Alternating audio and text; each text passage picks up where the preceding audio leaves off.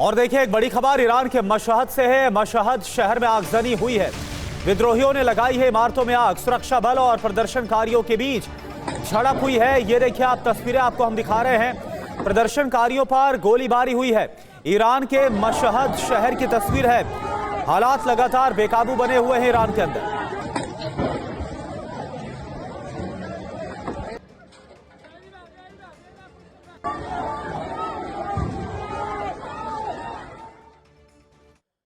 तो ईरान विद्रोह की आग में जल रहा है। खामनेई शासन का तख्ता पलट करने के लिए प्रदर्शनकारी सड़क पर उतर गए और इस प्रदर्शन को कुचलने के लिए IRGC के सैनिकों ने मोर्चा संभाल लिया है। बावजूद इसके ना तो प्रदर्शनकारी रुक रहे हैं, ना ही सुरक्षा बल पीछे हट रहे हैं।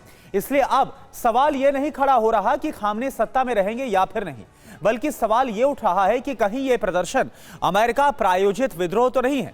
UEM जयपुर एक आदर्श लक्ष्य है।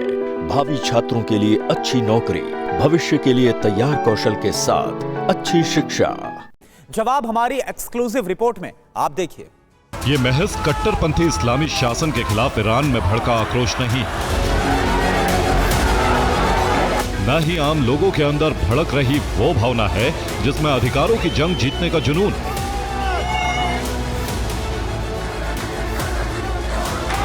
बल्कि यह उस दहकते हुए ईरान की तस्वीर है जिसमें सत्ता परिवर्तन की लहर एक आक्रामक क्रांति का रूप ले चुकी।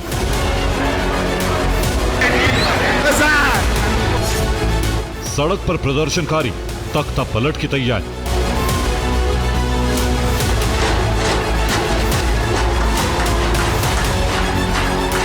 ईरान में इंटरनेट पर पाबंदी। प्रदर्शनकारियों को रोकने के लिए सरकार ने बिजली भी बंद कर दी। लेकिन सत्ता के खिलाफ भड़के आक्रोश में आम लोगों की हर बाधा अपने आप पार हो गई।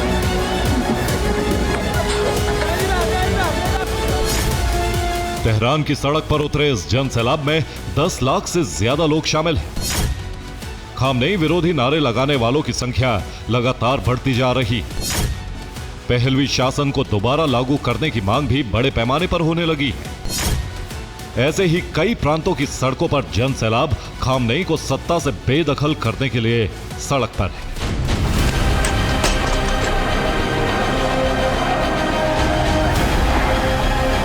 लेकिन क्या यह स्वस्फूर्त क्रांति है?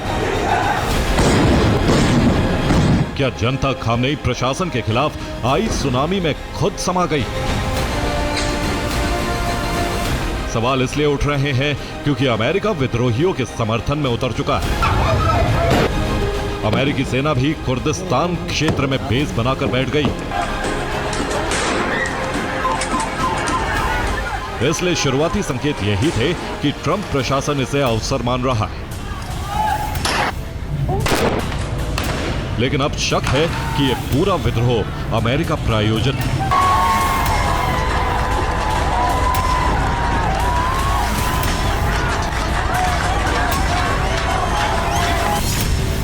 शक की वजह यह है कि अमेरिका पहले ही ईरान के खिलाफ 12 दिन का युद्ध छेड़ चुका है।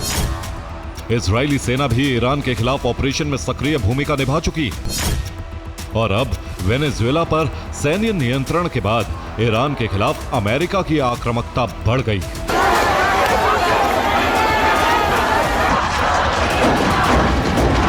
इसलिए थिंक टैंक्स का दावा है कि ईरान में जो हो रहा है वो प्रदर्शन नहीं बल्कि अमेरिका प्रायोजित विद्रोह है।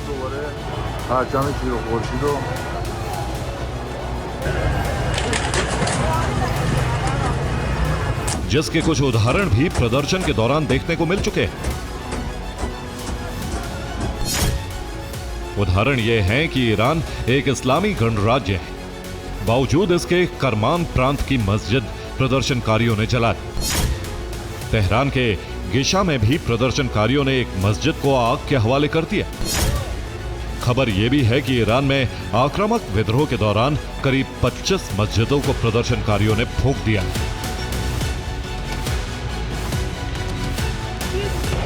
इसलिए आशंका है कि ईरान में जो हो रहा है सामान्य प्रदर्शन नहीं, जिसे और कुछ संकेत मजबूत कर रहे हैं।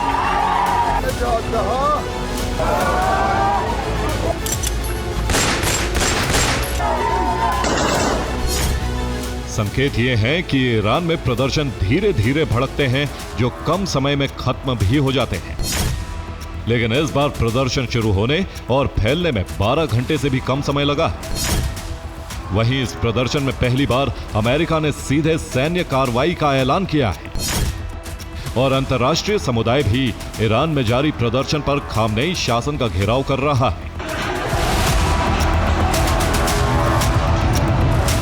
जिससे पता चलता है कि इस बार प्रदर्शनकारियों को मार्गदर्शन मिल रहा है। उन्हें आक्रामकता दिखाने के लिए लोकेशन दी जा रही है।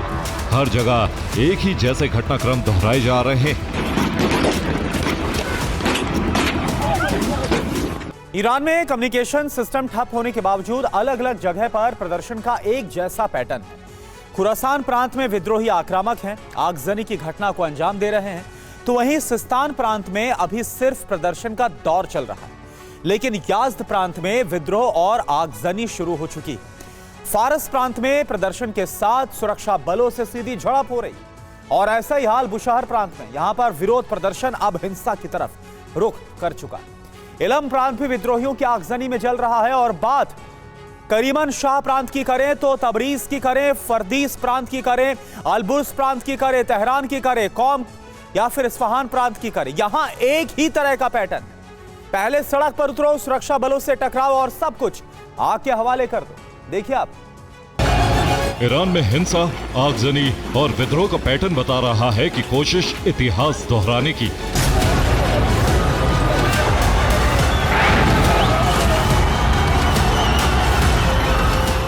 जिस क्रांति से ईरान में तख्ता पलट के बाद खुमैनी सत्ता में आए, उनके उत्तराधिकारी भी उसी तरह की क्रांति के व्यू में फंस गए और इस क्रांति में भी अमेरिका का उतना ही दखल है जितना पहले की क्रांतियों में रहा है,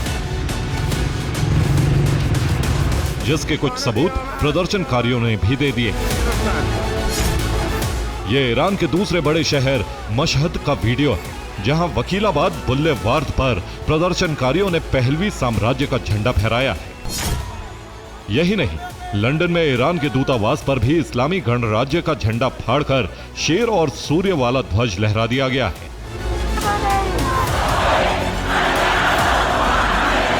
जो बताता है कि इस प्रदर्शन में ईरानी लोग नहीं बल्कि कुछ बाहरी ताकतें भी शामिल हैं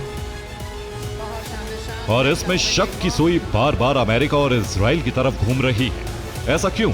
पहले अमेरिका के विदेश मंत्री के बयान से समझिए।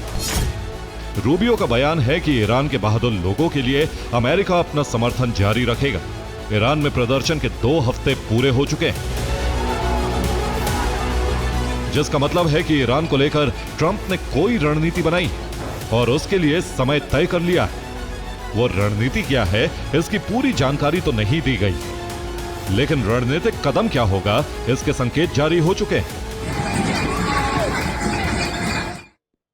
कई स्रोत संकेत दे रहे हैं कि ईरान में जारी विद्रोह के पीछे अमेरिका की भूमिका है, इसलिए डेल्टा फोर्स कुर्दिस्तान में उतर चुकी है, वो क्षेत्र जो सीरिया, तुर्की, इराक और ईरान को जोड़ता है। अब दावा यह है कि इसी क्षेत्र से विद्रोह और आगजनी के बीच अमेरिकी सेना पश्चिम अजरबैजान प्रांत में दाखिल हो चुकी है, जो हालात अपने पक्ष में देखते हुए जंजान प्रांत की तरफ बढ़ेगी। अगर हालात आगे बढ़ने के लिए माकूल हुए तो कजविन प्रांत में भी वो घुस जाएगी और अगर विद्रोहियों ने साथ दिया तो फिर तेहरान में एंट्री के लिए अमेरिकी डेल्टा फोर्स ग्राउंड ऑपरेशन शुरू कर देगी। देखिए आप,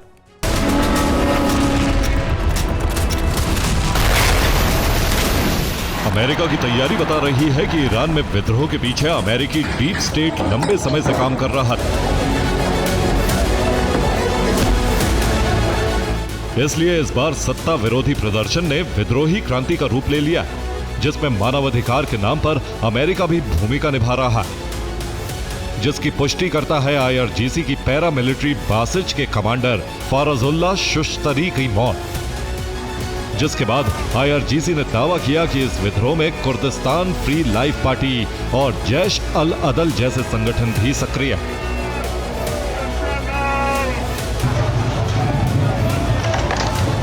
इसके अलावा तुर्की के विदेश मंत्री ने भी दावा किया है कि इस विद्रोह में मोसाद शामिल है, लेकिन विद्रोह भड़काने के लिए चेहरा इस्तेमाल किया गया है निर्वासित क्राउन प्रिंस रजा पहलवी। जिनकी अपील से प्रदर्शनकारियों की आक्रामकता और बढ़ गई। लेकिन खामनेई शासन ने इस विद्रोह को कुचलने के लिए और बड़े आक्रामक कदम उठा लिए। आईआरजीसी के सैनिकों ने शहर में तलाशी अभियान शुरू कर दिया। पश्चिमी तेहरान में 100 से ज्यादा हथियारबंद लोगों को हिरासत में ले लिया। प्रदर्शनकारियों पर अलग अलग जगह पर गोलीबारी शुरू हो गई।